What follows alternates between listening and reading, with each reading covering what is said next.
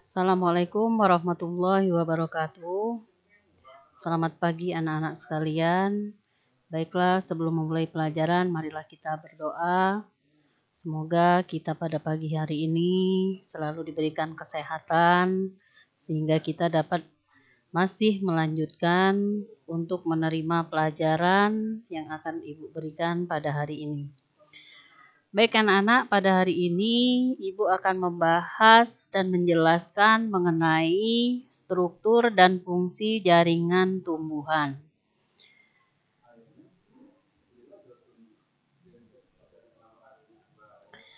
Nah, pada struktur tubuh tumbuhan, ya, kalian perhatikan misalnya di Taman Nasional atau kebun raya, kita dapat menemui pohon-pohon yang besar dan tingginya sampai berpuluh-puluh meter. Nah, tahukah kamu bagaimana caranya air dan nutrisi dapat sampai ke bagian atas pohon tersebut? Nah, hal itu akan kita pelajari dalam bab ini.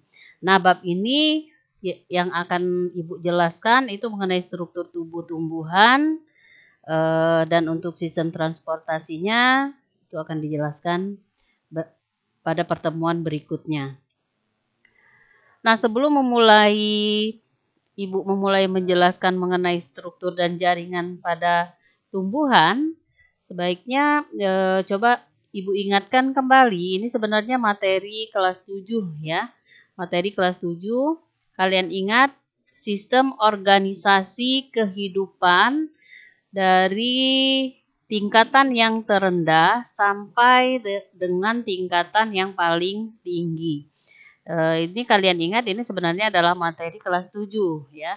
Kalian ingat dalam sistem organisasi kehidupan, yang pertama sistem organisasi kehidupan itu tingkat terendahnya yaitu sel. Ya, kemudian jaringan, kemudian organ, kemudian sistem organ dan organisme ya.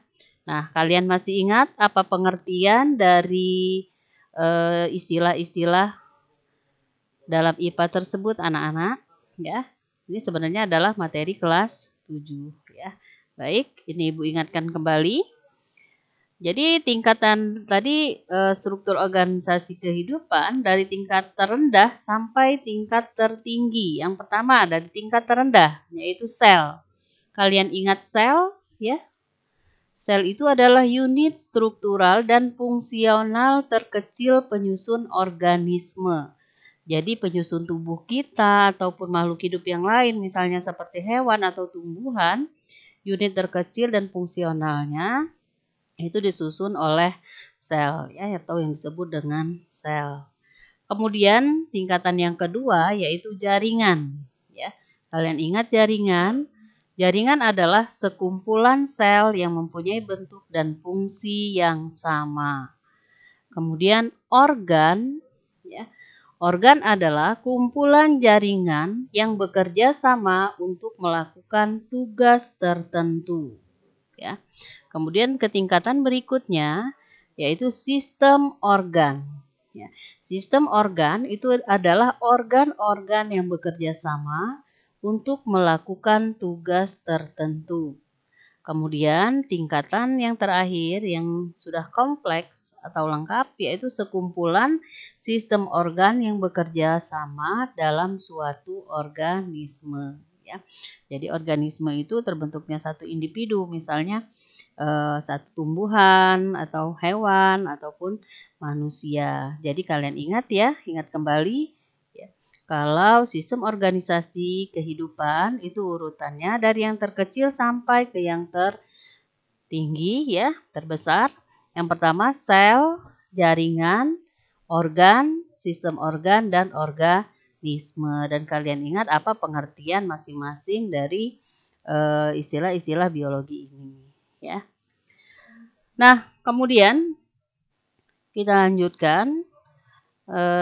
Sel sudah pernah kita bahas di kelas 7 dan baik sekarang kita ke jaringan tumbuhannya.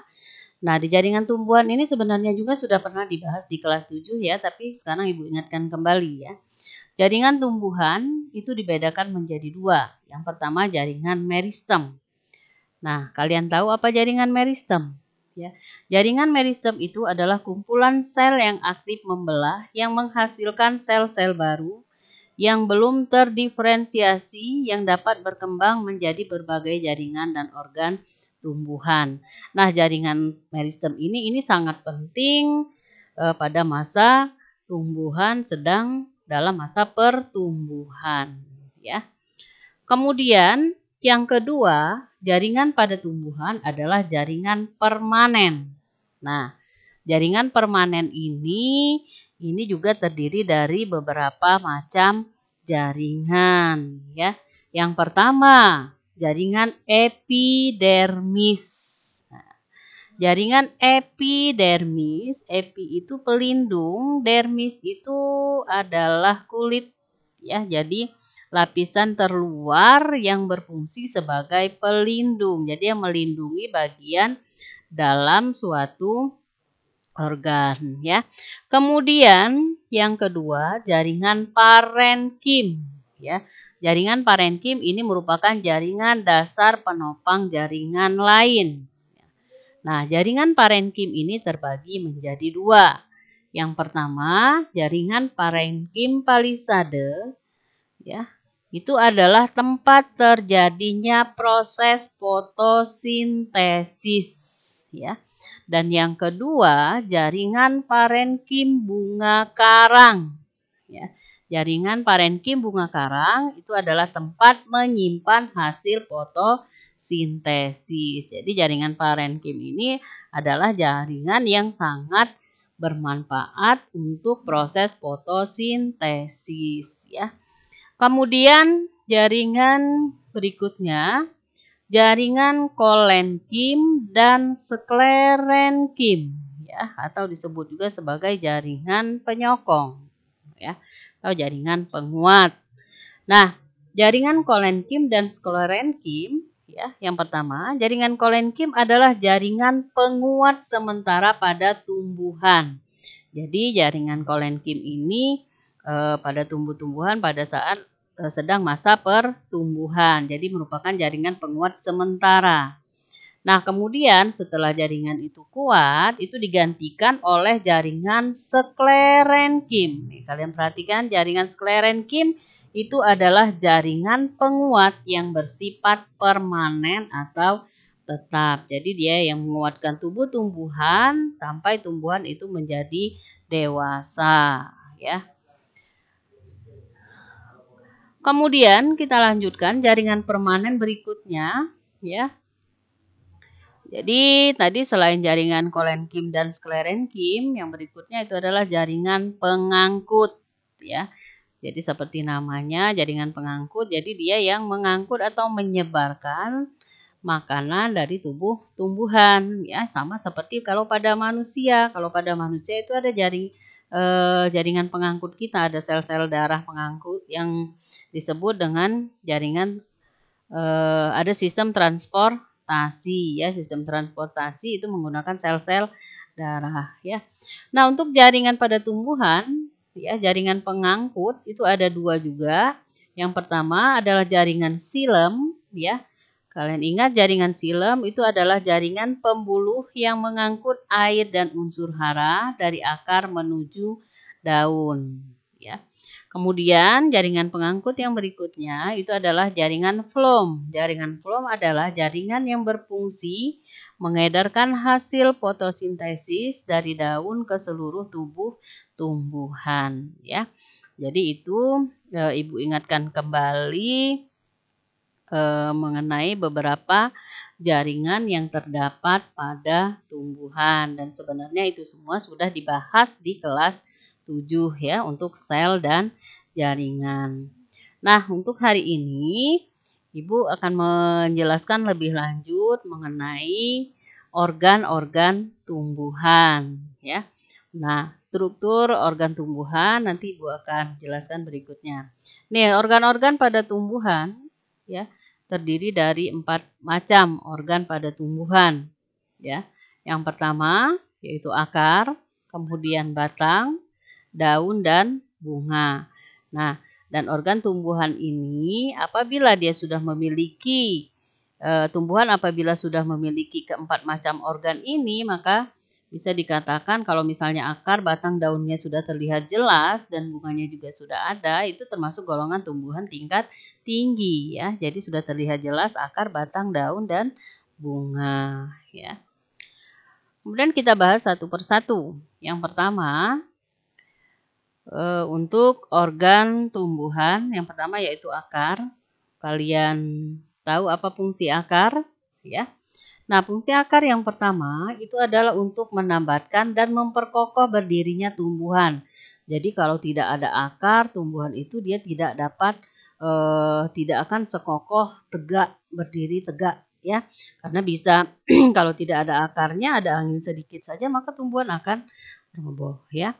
Kemudian fungsi akar yang berikutnya itu untuk menyerap air dan garam mineral ya. Jadi yang menyerap air dan garam mineral dari dalam tanah ya itu adalah akar ya. Kemudian fungsi akar juga bisa sebagai tempat menyimpan cadangan makanan ya. Dan fungsi akar yang keempat itu adalah untuk bernapas ya. Nah, kemudian struktur akar ya. Pada tumbuhan ada dua sistem perakaran. Yang pertama, ada akar tunggang dan ada akar serabut. Ya. Nah, kalian perhatikan di sini. Nah, ini gambar ini yang sedang Ibu tunjuk, ya. Ini termasuk struktur akar tunggang. Ini yang ada di sebelah kiri, ya. Ini adalah akar tunggang. Kalian perhatikan strukturnya ya atau bentuknya. Nah, akar tunggang ya, kalian lihat ini pada akar tunggang ini terdapat akar utama. Ini yang dimaksud dengan akar utama. Jadi ada satu akar yang kokoh itu berdiri tegak kemudian menuju ke bawah ke pusat bumi. Ini yang disebut dengan akar utama. Kemudian ini yang kecil-kecil di sebelahnya ini adalah akar cabangnya ya. Jadi akar cabang ini terletak di sekitar akar utama. Nah, akar tunggang ini banyak terdapat pada tumbuhan dikotil ya. Kalian ingat apa arti tumbuhan dikotil? Di artinya dua, berarti tumbuhan yang berkeping dua ya. Misalnya pada mangga, ada wortel atau rambutan ya. Nah, kemudian kalian perhatikan lagi yang sebelah kanan ya. Ini adalah struktur gambar dari akar serabut. Nah, kalian lihat di sini. Ya, kalian bedakan dengan yang sebelahnya tadi, yang akar tunggang. Nih. Pada akar serabut, ya, kalian lihat akar serabut ini dia tidak memiliki akar utama. Jadi dia tidak ada satu akar yang menuju ke pusat bumi. Yang akarnya itu strukturnya lebih besar, bentuknya lebih besar. Jadi dia akarnya ini semuanya berbentuk serabut ya. Jadi seperti cabang-cabang akar saja ya. Jadi ini yang dimaksud dengan akar serabut. Nah, akar serabut ini terdapat pada tumbuhan monokotil. Mono berarti satu ya. Jadi tumbuhan yang berkeping satu. Ya, misalnya pada padi atau pada jagung, rumput, kemudian pada sawit, pada kelapa ya. Jadi itu banyak contoh-contoh di sekitar kita yang perakaran tumbuhannya itu adalah akar serabut ya. Jadi ini struktur yang bisa kita lihat langsung dengan jelas terlihat dari luar. Apabila kita buka bagian perakarannya seperti ini ya. Jadi secara garis besar struktur yang terlihat dari luar, akar itu terbagi menjadi dua, yaitu akar tunggang dan akar serabut ya. Kemudian, nah kalian perhatikan ini bagian-bagian akar ya. Ini bisa kita lihat dengan menggunakan mikroskop ya, jaringan akar. Jaringan akar ini penampang melintang akar dikotil ya. Kalian lihat di sini, ini bagian luar ya, bagian luar ini terdiri dari epidermis ya. Jadi di bagian luar epidermis, kemudian bagian dalam sini ini ada korteks dan ini Bagian tengah ini adalah stele, ya. Nah, bagian stele ini kalian lihat di penampang melintang bagian stele, ya. Ini di bagian sekitar sini, ini disebut sebagai endodermis, kulit bagian dalam. Endo berarti dalam, dermis adalah kulit-kulit yang melindungi bagian dalam, ya. Kemudian ini adalah floem, kemudian yang ini adalah xilem. Kalian ingat xilem apa fungsi floem dan xilem tadi, ya. Kemudian ini adalah ruang antar sel, ya. Ini adalah struktur akar dikotil, ya. Kemudian yang berikutnya ini adalah struktur akar monokotil. Nih, kalian perhatikan di sini. Ya, bagian terluar ini dilindungi oleh epidermis, kulit bagian terluar. Kemudian di sini ini adalah korteks dan ini endodermis. Endo berarti dalam, dermis adalah kulit. Jadi kulit yang melindungi bagian dalam. Kemudian agak ke dalam sini ini disebut sebagai verisicle. Kemudian ini empulur dan xilem, kemudian floem, ya. Ini bagian-bagian dari akar monokotil. Nah, Ibu ingatkan kembali penjelasannya bagian-bagian akar tersebut. Nah, yang pertama tadi kan akar epidermis, ya, dilindungi oleh bagian epidermis, ya. Bagian epidermis tadi bagian yang terdiri dari satu lapis sel yang tersusun rapat karena epidermis ini dia fungsinya untuk melindungi bagian jaringan-jaringan bagian dalam, ya. Jadi epidermis itu adalah sebagai pelindung dan dia terdapat pada permukaan luar, ya. Jadi permukaan luar, Ibu perlihatkan kembali nih gambarnya. Jadi ini bagian epidermis, ya.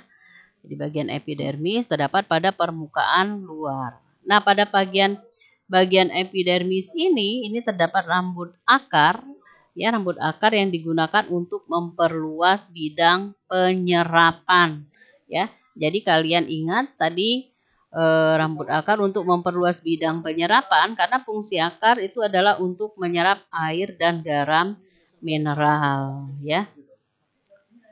Nah, kemudian korteks. Nah, korteks ini kalian lihat lagi di sini. Ini bagian korteks, nih. Ini adalah bagian korteks, ya. Nah, korteks ini terdiri atas sel-sel parenkim. Tadi ingat kalau sel parenkim, ya, parenkim ada parenkim palisade dan parenkim bunga karang. Nah, di sel korteks ini memiliki banyak ruang antar sel yang fungsinya adalah untuk pertukaran gas. Nah, secara umum korteks ini fungsinya adalah untuk menyimpan cadangan makanan, ya. Kemudian yang berikutnya bagian akar itu adalah bagian endodermis. Nih dari gambar ini.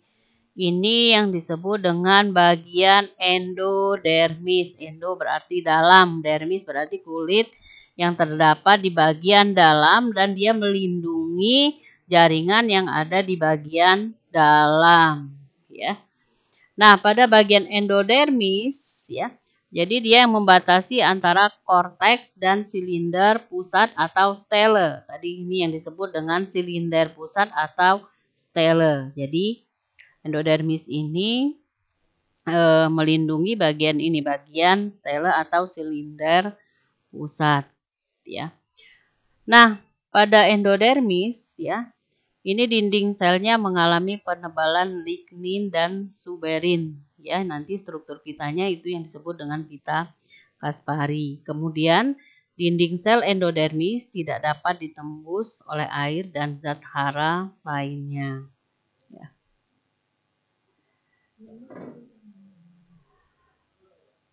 Nah, berikutnya Ibu akan jelaskan mengenai silinder pusat atau stelenya. Tadi kalau yang di sebelah luarnya, ya, jadi yang melindungi silinder pusat atau stele itu adalah endodermis. Nah, Silinder pusat ini ada di bagian dalam endodermis. Nah, di bagian stele ini terdapat berkas pengangkut. Kalian ingat tadi ada dua macam berkas pengangkut pada jaringan tumbuhan, yaitu jaringan phloem dan jaringan xilem. Ya. Nah, pada stele ini bagian terluarnya terdapat perisikal atau perikambium itu yang akan membentuk cabang akar, ya. Cabang akar nanti akan membentuk rambut-rambut akar, ya.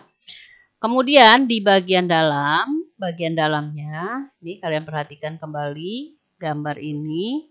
Di bagian dalam ini ada jaringan pengangkut, phloem dan xilem, ya. Jaringan phloem dan xilem. Kalian ingat tadi apa fungsi phloem dan apa fungsi xilem, ya.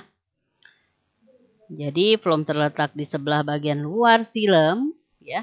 Nah, pada akar monokotil, xilem dan phloem berselang-seling, dan pada akar dikotil, xilemnya dia berbentuk bintang dan berada di pusat akar, ya. Kemudian pada akar monokotil itu terdapat empulur, sedangkan pada akar dikotil tidak ada empulur, ya. Nah, kita lanjutkan untuk organ yang kedua, ya. Organ tumbuhan yang kedua yaitu batang. Ya. Kalian tahu apa fungsi batang? Ya. Coba kalian perhatikan tumbuhan yang mungkin ada di depan rumah kalian. Bisa kalian keluar sebentar, kalian perhatikan.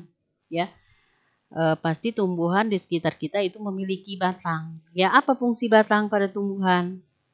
Ya. Nah, yang pertama, fungsi batang itu adalah menegakkan tumbuhan. Ya. Kemudian batang juga akan menghubungkan antara akar dan daun, ya. Kemudian fungsi yang ketiga itu sebagai tempat menyimpan cadangan makanan. Nah, kalian lihat ini pada gambar ini adalah penampakan luar batang tumbuhan. Kalian lihat di sini, pada batang tumbuhan itu terdapat buku, ya. Terdapat buku, ini pada gambar ini yang disebut dengan buku. Buku itu adalah tempat melekatnya daun, ya. Nih pada gambar ini kalian lihat. Ini buku ini fungsinya adalah tempat melekatnya daun. Nih. Kemudian pada batang juga terdapat ruas, ya. Nih dari atas ini kemudian sampai bawah sini, ini yang disebut sebagai ruas, ya. Ruas itu merupakan bagian di antara dua buku. Jadi kalian lihat ini, misalnya ini buku pertama, ini buku kedua. Jadi di tengah-tengah ini adalah ruas. Itu yang disebut dengan ruas, ya. Itu struktur batang yang bisa dilihat dari luar. Kemudian kita ke struktur batang. Kalian lihat ini gambar adalah gambar penampang batang dikotil, dan ingat ini jaringan ini bisa dilihat dengan menggunakan mikroskop, ya. Nah, di sini kalian lihat pada bagian batang dikotil, ya. Ini pada gambar ini yang Ibu tunjuk, ini adalah berkas pembuluh, ya. Berkas pembuluh, ya. Kemudian bagian dalam sini ini adalah empulur. Kemudian sini yang Ibu tunjuk ini dia adalah korteks, dan paling luar ini disebut dengan epidermis, ya. Jadi kalian ingat tadi apa fungsi masing-masing jaringan tersebut, ya. Nah, ini kalian lihat di sebelah sini, ini kalau untuk memperlihatkan lebih jelas bagian silinder pusatnya di sini nih. Ya. Kalian lihat di sebelahnya. Pada gambar ini bagian epidermis, jadi berada di bagian paling luar. Jadi tadi yang berfungsi untuk melindungi bagian dalam, ya. Jadi ini kulit terluarnya. Kemudian ini korteks. Jadi batas ini sampai sini ini disebut sebagai korteks, ya. Kemudian bagian ini phloem, ya. Kemudian cambium. Kemudian bagian dalam sini ini adalah xilem, dan ini disebut sebagai empulur, ya. Jadi kalian perhatikan gambar ini dan kalian ingat apa keterangan-keterangan pada gambar tersebut, ya. Kemudian ke batang monokotil, ya. Jadi batang monokotil, jadi bagian batang yang terdapat pada tumbuhan yang berkeping satu. Nih, untuk batang monokotil ini berkas pembuluh. Nih, kalian perhatikan. Kemudian empulurnya juga ada di bagian dalam, kemudian terdiri juga atas epidermis, ya, dilindungi oleh epidermis, ya. Ini penampakan yang lebih jelas untuk bagian dalamnya. Bagian sini ini adalah floemnya, kemudian xilem, kemudian di sini ini ada rongga udara, ya. Kemudian Ibu berikan penjelasan dari setiap gambar tadi, ya. Jadi tadi ingat bagian epidermis. Epidermis berarti yang melindungi bagian luar tubuh tumbuhan pada jaringan ini, ya. Kalian lihat ini bagian epidermis, dia terdiri dari selapis sel yang tersusun rapat. Jadi epidermis itu rapat karena dia fungsinya untuk melindungi. Kemudian memiliki kutikula atau lapisan lilin. Kemudian bagian korteks, kalian ingat tadi korteks dia terdiri atas sel parenkim, ya. Jadi tadi ingat parenkim ada dua macam, ada parenkim palisade, kemudian ada parenkim bunga karang. Nah, di bagian korteks ini banyak memiliki ruang antar sel. Kalian lihat kembali nih gambarnya, ya. Di bagian parenkim di sini ini banyak terdapat ruang antar sel, ya. Kemudian pada bagian korteks ini terdapat kolenkim dan sklerenkim, ya.